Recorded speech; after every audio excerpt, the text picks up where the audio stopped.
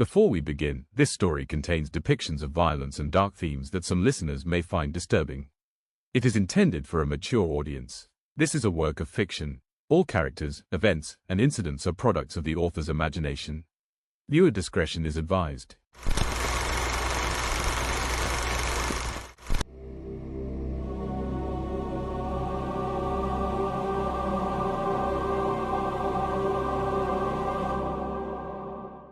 Abberline fell asleep at some point as he was waiting for the coordinates to be decoded. He didn't even realize that when the shift had been changed there. He was woken up by one of the female officers at night, who used a kiss to wake him up. He sighed as he was awake, looking a little confused there before he yawned. His vision was a little blurry there. He shook his head a little before he rubbed his eyes and saw that she was standing there. "What are you doing here?" he asked her with that confusion on his face. "Duty," she said it with a smile on her face there. "What time is it?" he said as he rose up on his feet, having been looking for a clock, couldn't find one, until she pointed him towards it. He gasped, shook his head a bit. "Guess I sleep for a long time," he sighed, as he turned towards her. "Can you get me something to eat?" he asked her. As she agreed to it, and at that moment, he looked down at the table and saw a paper. Been clenched under a weight. "That paper has his name on it." He grabbed it, been standing there in silence. He read what was written on it. An address was there, to a place somewhere far from where he was. He sighed, looked around a little, before he went to his cabin. There was a map of the city, as he was locating that address on the map, and after looking for a while, he finally found it. He thought to go there and visit that place, but he did not go right away. No, rather, he freshened up, had some food there, and then he took his leave from there, taking the female officer with her. That ride was long, and the place where they ended up, and that too at this hour of night, the female officer was just filled with fear, as that place was isolated and was giving rather creepy vibes.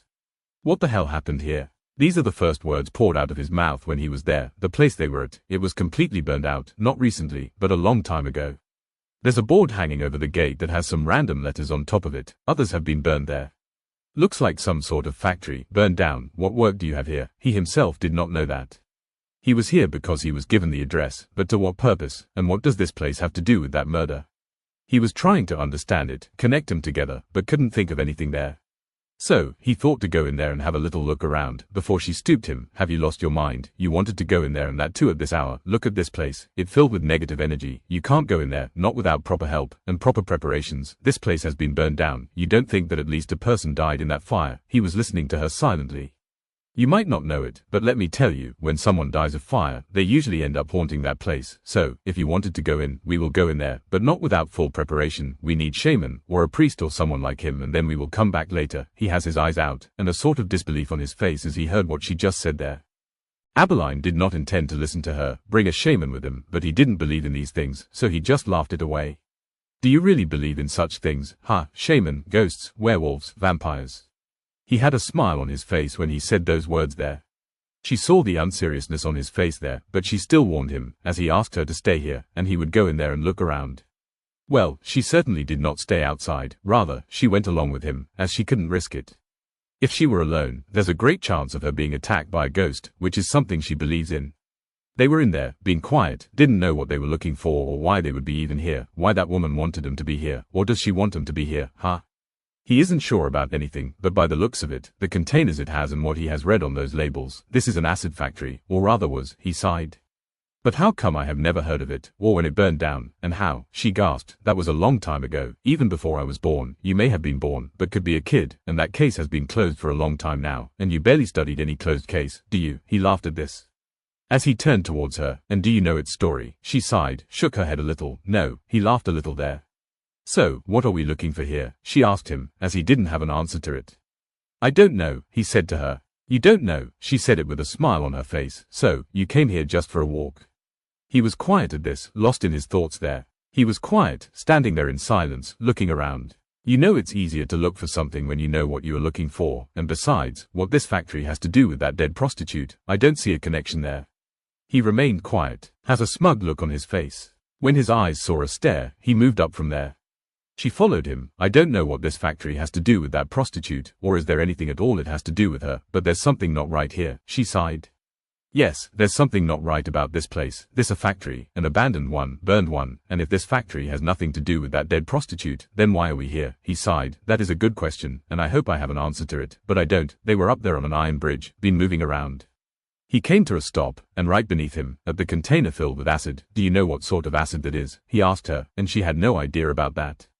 They didn't know much about acid, but with what minimal amount of information he had about the acid, there's something he had thought of there, as he moved on that bridge, looking at the containers, before he was there on the ground again. I need you to do something there, he said to her.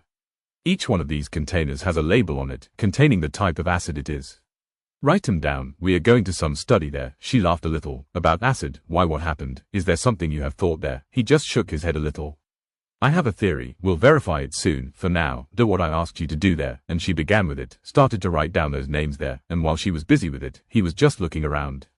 And having looked around, he stopped. A little way from where he was, he saw a shadow there, watching him. Just do your work, he said to her as he started to walk towards that shadow.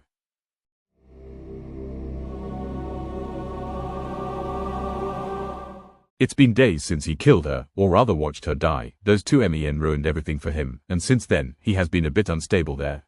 He has an urge to kill there, but there's no one else for him to kill there, and as usual, the ring has been pointing towards his mother, something which he did not want to do there. He has been scouting that area to look for his next victim, but which one, and at what time? There are plenty of things going on in his head, and this time, he did not want to be interrupted or seen by anyone. Last time, those two turned out to be not nice people, and they ruined everything, but the next time, he might get caught by a police officer or someone like him, something which he did not want to happen there.